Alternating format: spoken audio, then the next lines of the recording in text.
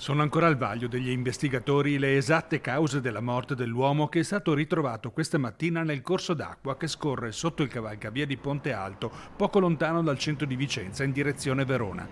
Ad accorgersi del cadavere immerso nel torrente di Oma sarebbero stati un passante ed alcuni operai impegnati nel cantiere adiacente per lavori sulla rete idrica.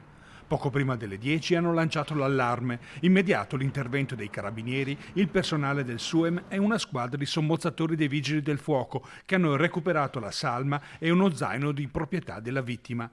Sul posto ad ispezionare il cadavere e l'area circostante, subito circoscritta anche gli investigatori della polizia e un rappresentante della procura. Tra le cause della morte, infatti, non era ancora stata esclusa la possibilità di una fine violenta dell'uomo, un rumeno, senza fissa dimora, di 37 anni d'età.